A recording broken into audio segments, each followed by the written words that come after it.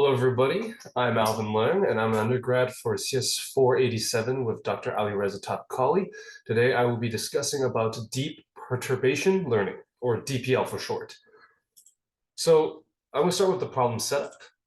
Image perturbation essentially is when you modify images very small and non-noticeably in order to try to essentially trick neural networks into providing wrong answers for whatever task you may be trying to do, for example, for classification, for object detection, for semantic segmentation. Essentially, you're just fooling networks and trying to hurt their performance in an artificial way. So for example, in this picture, we have on the left a correct analysis that we have a bird named the bee eater, but with some perturbation, which is essentially very small modifications to the images. As you can see, the pixels are a little bit modified, where you can humanly still notice that it's no longer, that it's still like a bird, but now the network will think it's a snake. Or for example, down here we have a parachute, but it gets confused for a pillow. We essentially just modify the images, typically with some very low-level mathematics and some pixel alteration, in order to try to fool networks into producing incorrect outputs. Now, we see here several models that are used to generate these adversarial images, such as FGSM, AVPROP, which are intended to essentially hurt model performance. We see that the vanilla training, essentially where the typical neural network will produce around 80% accuracy, we see that the performance drops by 7%, 5%, 2% every time when we use these perturbed samples or use a algorithm to essentially perturb some new samples to try to trick the typical network. So overall performance seems to drop. There are a couple here that are very minor improvements where it seems like that they have failed to essentially fool the networks, but in general, we have negative values, therefore performance has dropped compared to model training. So essentially, DPL want to help networks learn and understand image perturbations in order to increase network performance rather than reduce network performance. It is very similar to data augmentation, which is when you essentially artificially inject new samples of modified samples of the training samples in order to teach your neural network of orientation or sometimes a little bit of obscurity, essentially where you hide part of the image, you stretch and curve some images, essentially to just teach a network about essentially typical postures, that type of stuff. So it's very similar to that, but not exactly. Let's go to some literature review and see what works that DPL is based on. So in 2013, Szegedi et al. Wrote a paper where they described the creation of perturbed samples, which were able to successfully fool several state-of-the-art at the time neural networks. And it showed that neural networks have a flaw and vulnerability to such attacks.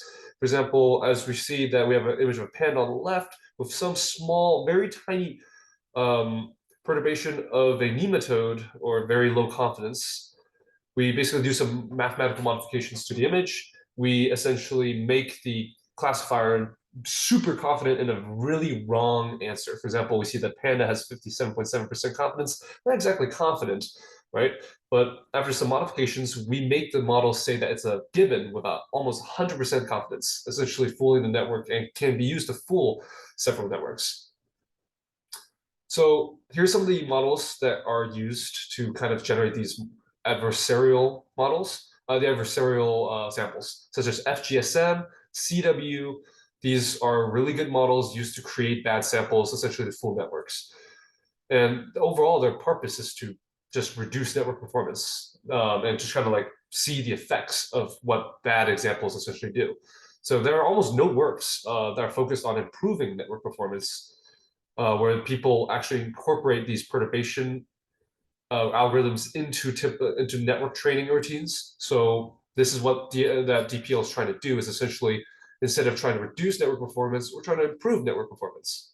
So here are some of the technical details. It's very concise, obviously. If you want to read the work, I provided references at the end, but it's a lot to fit into this 5-minute video. So how much to perturb? when we talk about perturbing, we also need to consider how much we should perturb in a data set. Do we perturb all the data, or do we perturb only a couple data?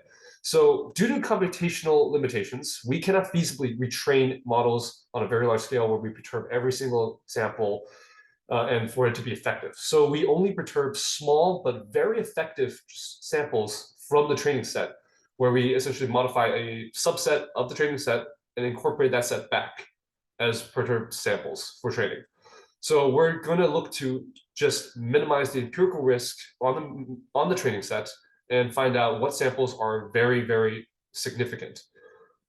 But basically, we're just going to take small samples from the training set and perturb them, so that way we change and morph the overall data distribution and model. So that way we incorporate perturbation as part of the data distribution. This is one of the fundamental equations for this process. We have delta K is the minimum of the empirical risk of a modified sample minus the empirical risk of a previously unmodified sample. So our goal is to essentially find this value on the left, which is the delta K, so that way we can amend the current data set, which is delta, or on the right, which is just a previous set during our iteration of perturbation. So our previous empirical risks should be much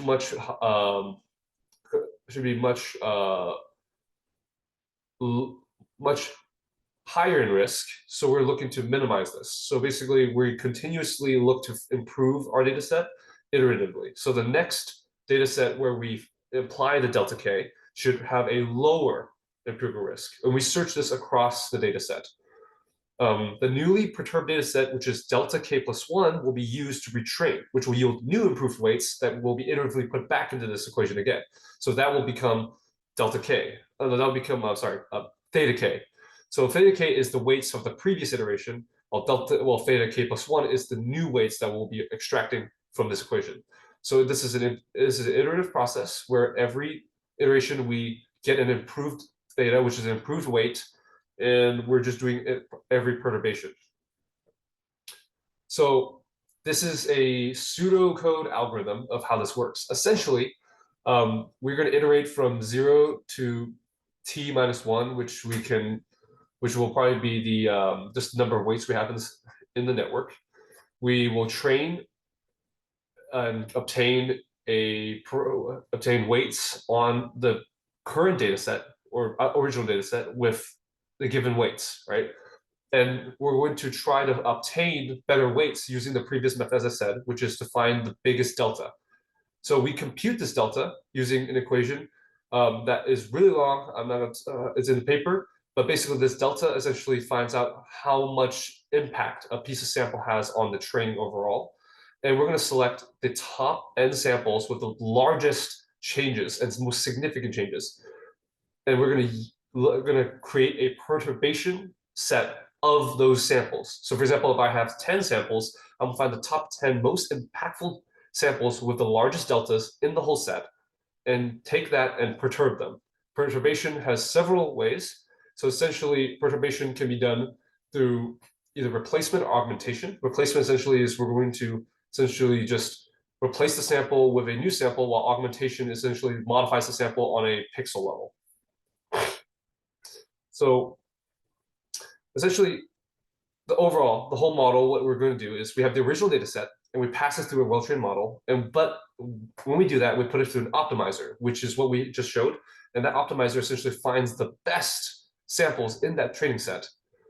And then we run it through a perturbation system, essentially to modify and kind of corrupt the images, such as FGSM, as I showed before. And then we put these training data sets, put these perturbed data back into the training set. And then we funnel it to a new model where the model hopefully has better performance than the old well-trained model, especially with perturbation involved. So that is essentially what we're trying to do. Now let's see the results of these experiments.